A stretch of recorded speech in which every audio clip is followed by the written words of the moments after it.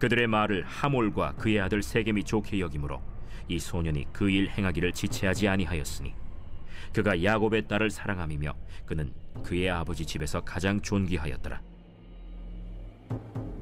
하몰과 그의 아들 세겜이 그들의 성읍 문에 이르러 그들의 성읍 사람들에게 말하여 이르되, 이 사람들은 우리와 친목하고 이 땅은 넓어 그들을 용납할 만하니 그들이 여기서 거주하며 매매하게 하고 우리가 그들의 딸들을 아내로 데려오고 우리 딸들도 그들에게 주자.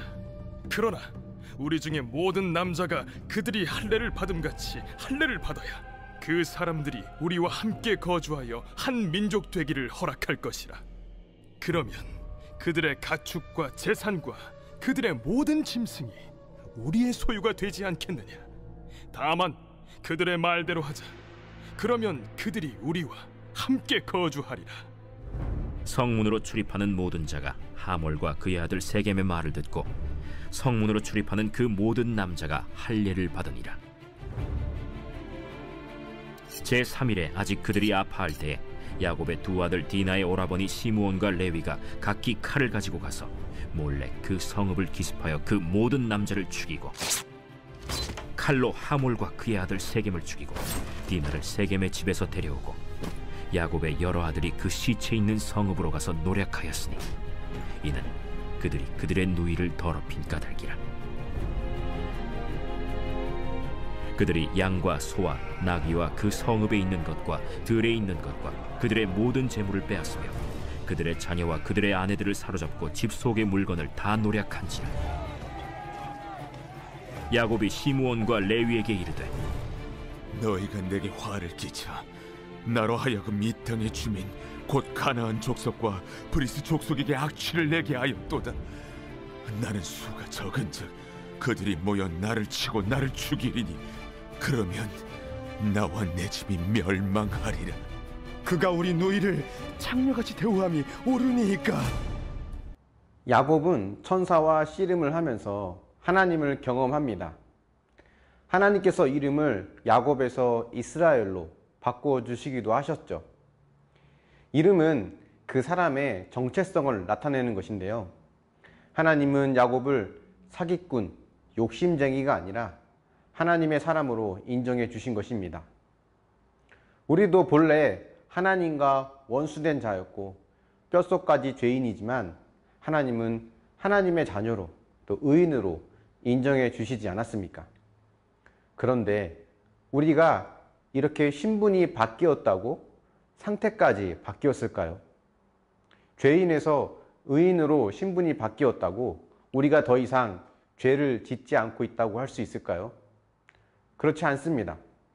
신분이 바뀌었어도 여전히 남아있는 죄와의 싸움을 우리는 해야 합니다. 죄와 싸운다는 것은 결국 자기 부인을 하는 것인데요. 쉽게 말하면 하고 싶은 것 하지 않고 하기 싫은 것 하는 것을 말합니다. 야곱은 어땠을까요? 그는 야복 강가에서 하나님을 만났고 은혜를 입었지만 그때뿐이었던 것 같습니다.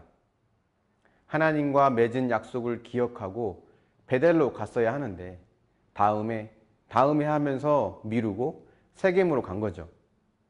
세겜에서도 이렇게 살면 안 되는데 라는 마음만 있었지 여전히 세상의 문화와 풍요로움에 만족하며 살았습니다. 야곱의 이런 모습이 결국 자녀들에게도 영향을 미치게 해서 디나의 성폭행 사건의 단초가 되었다고 볼 수 있죠.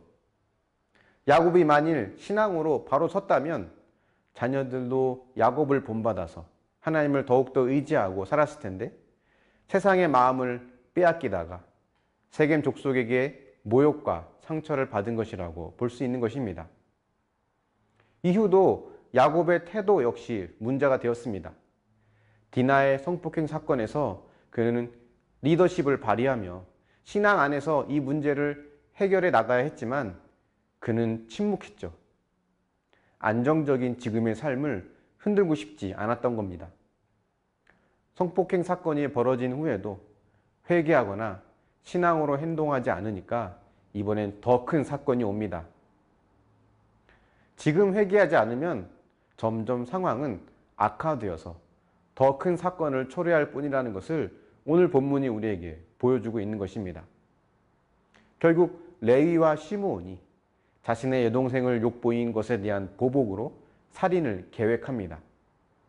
세겜 족속들에게 할례를 받을 것을 요구하죠. 그리고는 그 고통이 가장 심할 때 세겜 족속의 남자들을 모두 죽이고 재물을 빼앗고 자녀와 아내들을 사로잡아 옵니다. 이렇게 아들이 살인을 저지른 이 사건에도 야곱은 정신을 못 차립니다.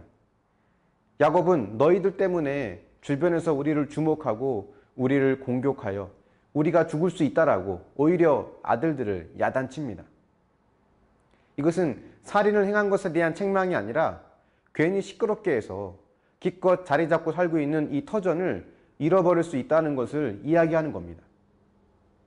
야곱의 관심은 힘들게 모은 재산을 유지하는 것, 그것뿐이었습니다. 그래서 야곱은 디나의 성폭행 사건에도 침묵한 것이고 조용히 넘어가려고 했던 것입니다. 세겜 족속의 사람들은 왜 레위와 시므온이 제안한 할례를 수용했을까요? 그 할례를 거절했다면 이들은 이렇게 비극적인 결과를 맞지 않았을 텐데요. 22절과 23절을 보면 이들은 디나를 자신의 족속으로 맞아들이면서 야곱의 재산들도 모두 차지할 계획이었던 것입니다. 그들 역시 관심은 그저 재물이었습니다. 야곱의 관심도 자신의 재물이었죠. 결국 세겜 족속이나 야곱이나 관심은 각자의 재물에 손해가 가지 않고 또 이익을 얻는 것뿐이었습니다. 야곱의 가정에 연이어 발생한 이런 비극적인 사건은 어쩌면 그 첫 출발이 야곱에서 시작되었는지도 모릅니다. 어느 순간 살짝 신앙에서 벗어났는데 처음에는 크게 벗어나지 않아서 그 심각성을 몰랐지만 시간이 지나고 보니 신앙에서 한참 멀어진 것 같습니다. 지금의 삶에서 이 영적인 싸움을 포기하면 결국 더 큰 비극을 맞이할 수밖에 없는 거죠. 첫 단추를 잘못 끼웠을 때 바로 잡지 않으면 나중에 처음부터 다시 단추를 다 풀고 다시 꿰야 하는 것과 마찬가지입니다. 그래서 매 순간 말씀으로 나를 보며 회개하는 삶이 잘 훈련되어져야 합니다. 그렇지 않으면 어느 순간 하나님과 멀어지기 시작하고 시간이 지나면 아주 멀리 와 있다는 것을 보게 됩니다. 그것은 나 개인뿐 아니라 우리 가정과 우리 공동체, 내 주변을 모두 힘들게 할 수 있음을 알아야 합니다.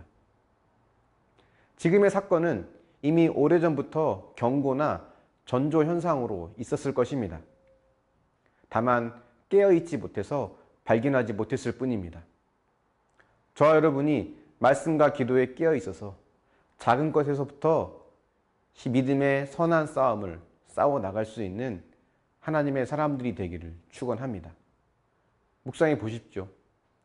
대수롭지 않게 여기며 묵인하는 죄와 나쁜 습관은 무엇입니까? 날마다 나를 부인하기 위해 말씀과 기도의 삶을 살고 있습니까? 아니면 다음에 하면서 미루고 있습니까? 기도하겠습니다. 사랑의 하나님, 야곱의 가정에 벌어지는 이런 비극적인 사건들이 어쩌면 야곱으로부터 시작되었음을 보게 됩니다. 자신의 재물을 지키는 것에만 관심을 가져 회개의 기회를 놓친 야곱처럼 우리 역시 이 땅에서 먹고 사는 것, 내 육신의 즐거움을 위한 것에만 관심을 갖고 회개할 기회를 놓치는 어리석은 자가 되지 않길 원합니다. 깨어있기 위해 날마다 말씀과 기도로 하나님께 나아가게 해주시고 이것이 잘 훈련되어지지 않아 하나님의 뜻을 알지 못할 때 주변 사람들, 가족들 모두가 힘들게 할 수 있음을 기억하고 겸손하게 하나님 앞에 날마다 엎드리며 작은 것에서부터 믿음의 선한 싸움을 싸워 나갈 수 있는 하나님의 사람들이 되게 하여 주시옵소서. 하기 싫은 것 하고 하고 싶은 것 하지 않는 이런 작은 영적 싸움에서 승리를 경험하고 그 승리가 누적되어서 더 큰 싸움도 이겨나갈 수 있도록 은혜를 더하여 주시옵소서. 감사드리며 예수님의 이름으로 기도합니다. 아멘.